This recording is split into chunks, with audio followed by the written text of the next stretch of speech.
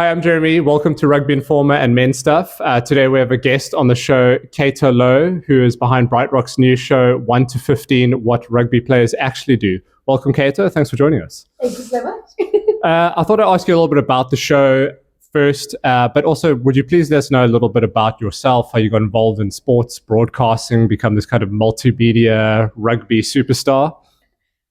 Okay, so I'm a sports nerd, if I can say it that way. I grew up in a tiny little town in the Eastern Cape called Hogsback.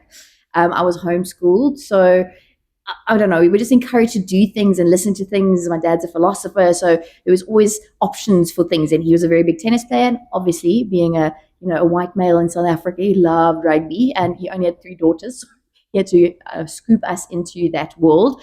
And because he was so chilled about asking questions, I always ask questions about rugby because it's a fascinating sport if you think about it.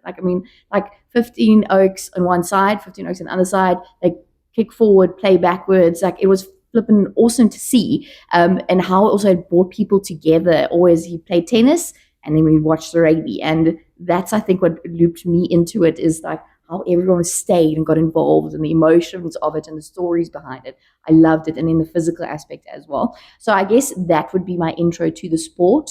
From there, I just got more involved in sports, and because Hogsback is so far from everyone, the only way I could get into it was listen to the radio. So 5-day cricket was always on the radio, much to my parents' dismay, because they had the best signal in the house. So that's where I was listening to it. So obsession just sort of continued. I love how it brought people together.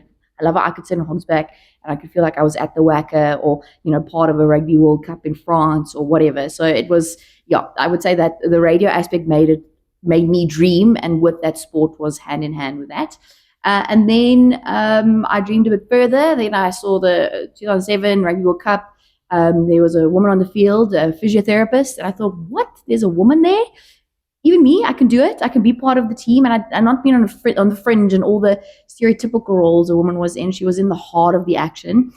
So I also want to be in the heart of the action. I don't know if it's because I'm an eldest daughter or I just suffer from FOMO, but I wanted to be part of the action. So I decided, okay, we're going to go study. I want to be the Springbok physiotherapist. Didn't know it was a medical degree, so that didn't pan out that way. But then I started at Stellenbosch with a BSc in sports science. I've ended up finishing doing a diploma rather in it.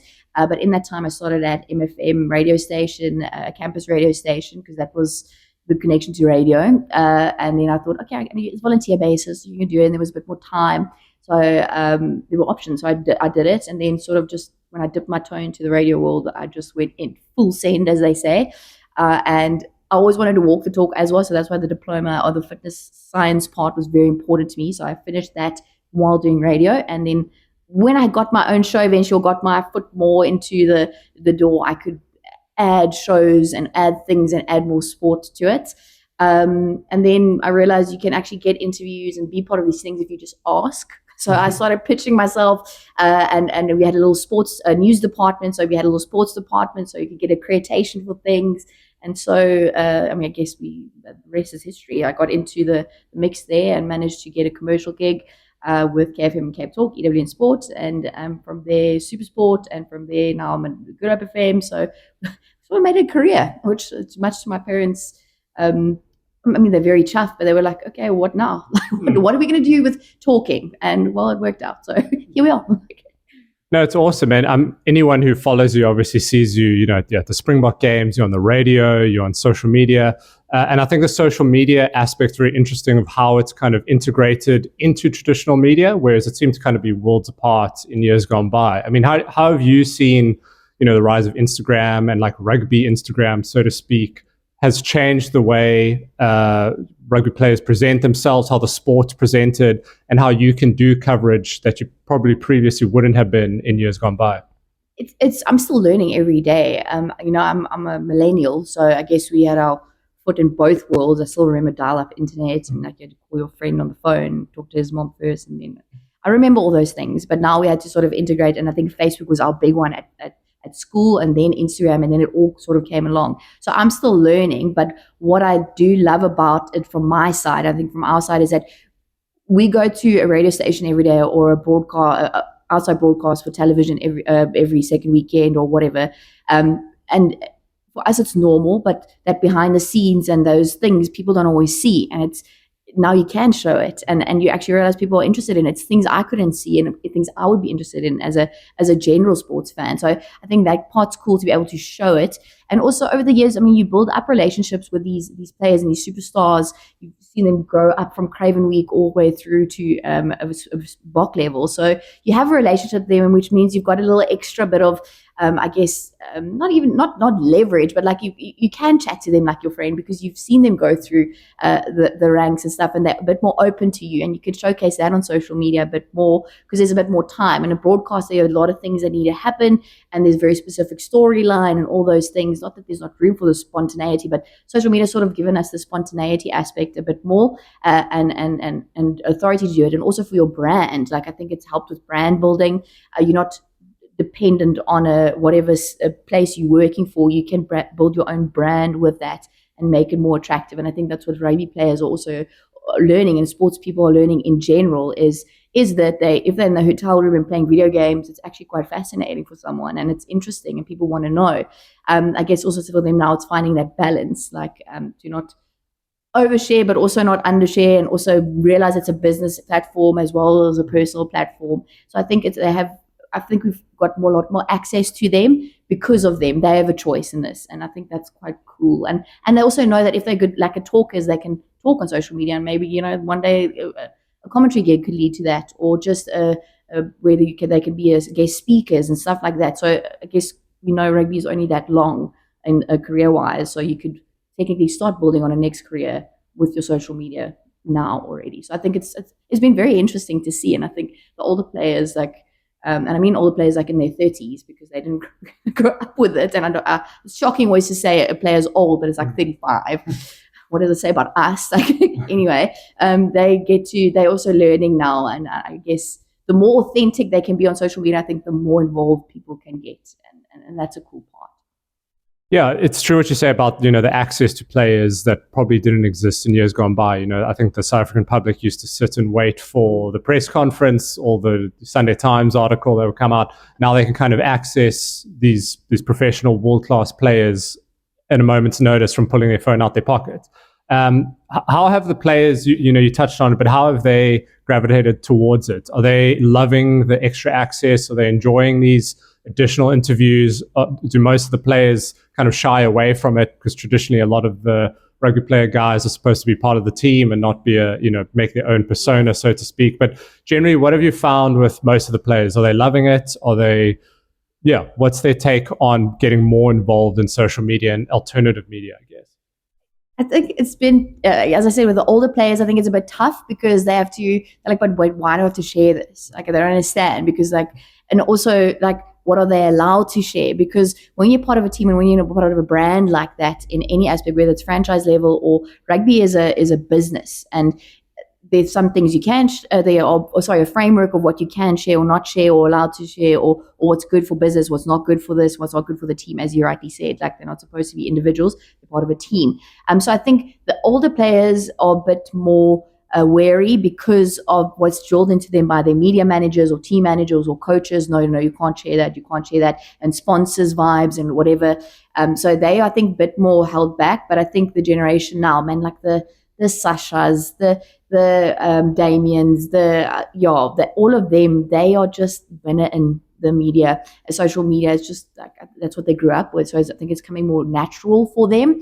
But I think also players are seeing the value in brand deals or just popularity when they do it. So I think it's a bit of both. I think there's been some people just don't want to share at all. They say that they share their lives enough on the field, and that when they're there, they have to do all the sponsor things, and when they're off season, they just don't want to touch social media. Other people have just completely embraced it. So it's been quite cool to see. And also the personalities to come out. Some people are very comfortable sharing it on a screen, but maybe in person they're a bit more shy. So they can live other part of their personalities on social media or via their phones, which is nice to see. So you see a bit of both. But I think it's been a bit of some of people have been have to be forceful with them and say, no, you've got to, it's good for you. Other people are fine with it. So a bit of both.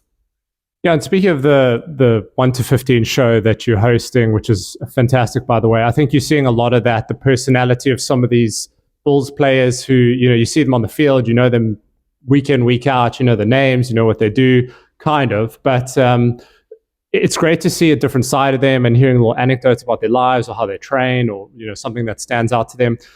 And I think like since the last two World Cups that South Africa has come out victorious, there's been a huge surge in interest in rugby from a general audience. And I think that's where the show fills a really great gap, is kind of a little bit of a crash course on what rugby is, what the positions do most particularly. Why do you think the show has been that important, and how has BrightRock also helped bring the show to life? And do you think that there's more to come from a show like that, and educating people still about the game and some of the little nuances about the game? Yeah, no, it's BrightRock. I've been able to work with BrightRock for years now because they've been so involved in rugby. I mean, their tagline, "Play the Bounce," has been all across rugby, and they like to disrupt and educate and inform and do all the things that not think from a financial point of view people should do. So when I came with this idea to them, they were very open about it, very keen on it, and because they want to continue, disrupting and doing the things. And also, information is power, and I think that every company knows that, and they know it specifically. So to inform their viewer and their consumer, their clients, I think it was only just helped everyone.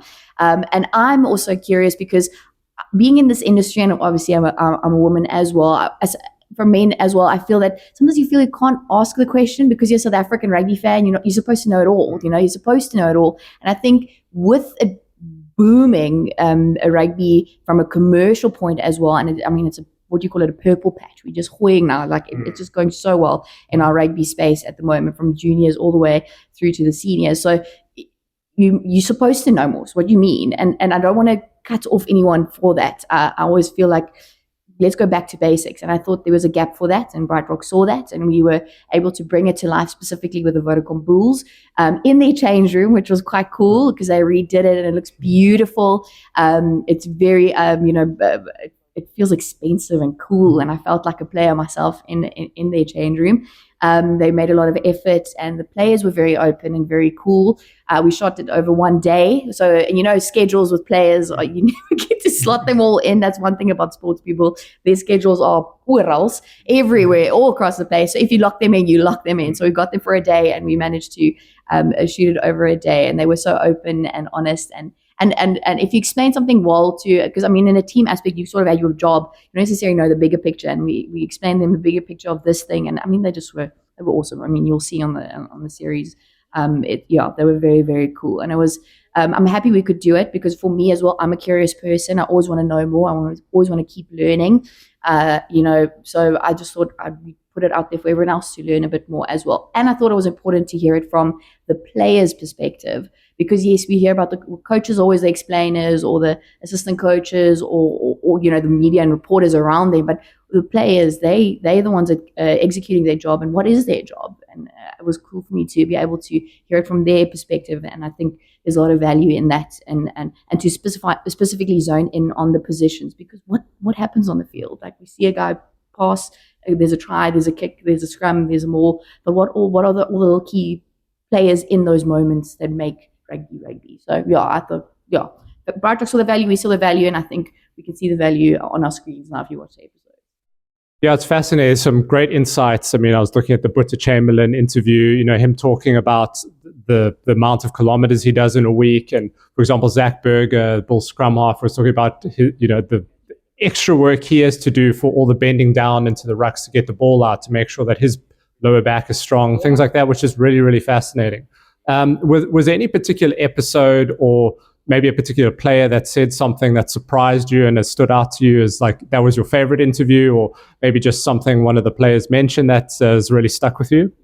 Well, I loved Zach's one because, I've known him from his mullet days, and he's the only one that arrived with shorts as well. And it was just so classic scrum half behavior, everything you imagine about a scrummy, a number 9, those, vicious little, fierce little nines on the field. Like, I imagined it. I just enjoyed it a lot. I was quite fascinated by Buta as well because he's just so locked in and zoned in, and he takes it extremely seriously. And the players around him and the coach explained it, Andrea explained it as well. Like, he's laser focused, and I think he looks he looks laser focused, but I don't think you realize how much these guys zone in on their positions and what little things that could make them that much better, and the extra work all of them have to put in. I personally really enjoy the centers in rugby. I think it's a very underrated position or pairing, the 13 and 12. I think if you've got that right in anything, any position or any team, that will be, you'll have a killer team. And I think they may be glossed over sometimes. But Lucanio Arms in past 2019 helped, I think, with the glamour around the centres and the likes of a Jesse Creel and the big Andre Esterhuis and the moment Damien Dalende. But I mean, it was I really liked the centres as well. Stedman and I think it was David Creel that was also there. All the banter and all the fun and all the skills as well, which is a killer combination. And in terms of, you mentioned it, it used to be quite unusual, but it's becoming more popular at the moment, is seeing a lot of female voices and female faces in rugby media, from commentators to radio presenters to Instagram personalities. Obviously, it's quite a welcoming sport, and I think it seems like people have just gravitated towards your content and your opinions and your personality in the game. But what do you think generally that women can bring from a different perspective to the game? Is it more of a casual approach to it? Is there just a different take on some of the way the game is played, or some of the personalities? What do you see you bringing personally from a perspective wise to rugby media, I guess? I've always found I know we always get lambasted for a judge for a woman for our emotions, but I think that's actually our superpower, is that we can bring out, because we're in touch with our emotions and EQ, I think a bit more, we're not afraid to bring it out because we're comfortable with it. We can bring it out in someone else. And we always see these diehard, godlike rugby players, staunch, they don't say anything, they're not necessarily emotional and all those things. But that's an aspect I think, female broadcasters and female on-air talent can bring to the party. And I think specifically in my interviews, that's something I love to bring, is that I want to see them laugh. I want to see them get a bit deeper. I want to get to see them. So maybe not from a technical side necessarily at this point for me, because I played rugby during my sports science degree, but I didn't play it as a pro or anything, and that's why I always continue to learn. I always want to walk the talk as well, but I really think we can bring that softness and that emotive side that helps tell their story and gives them, empowers them in how they feel and how they want to come across as a person, more outside of the rugby player. And I think that's what we can do, and that's what I pride myself in doing. So I know those emotions can be all over the place for us women, but I think it's our superpower. Yeah, and I agree. I think, where some traditional rugby media is kind of playing gotcha with some of the rugby players, trying to get them to expose something or tell them about a new deal or signing. I think what I loved about your interviews is really getting to see the guys laugh and open up. And I think you get to know them a little bit better. And I think that's been some of the formula for success for the Springboks. People got to know who these players are and know behind the scenes and what they do with their families. So, last question, if you could sum up why anyone should watch 1 to 15 in 3 words, maybe 3 adjectives, or where you should sell, you've got an elevator pitch to sell the show to everyone, what would those 3 words be? That's the worst question you could ask, because my job is words and I have to make less words. I think you said it nice. It was nice for me to look back and see the fun, the investment they have in their positions, and you'll be educated. So I guess fun, you'll see the players invested in their various jobs. You'll be educated, so it'll give you more information and more power in a game when you maybe just think you're a fan. You're actually like, hey, but that oak's not supposed to do that, or whatever. So it actually gives you more insight into what you are watching on a Saturday and what your dad maybe is shouting at the screen. I couldn't agree more. It's been really awesome to see the episodes and watch them, and you can find them all on the BrightRock YouTube channel. Definitely go check them out. And Cato, thank you so much for joining us. And we're looking forward to more content from you. Such a pleasure. Thank you so much for having me.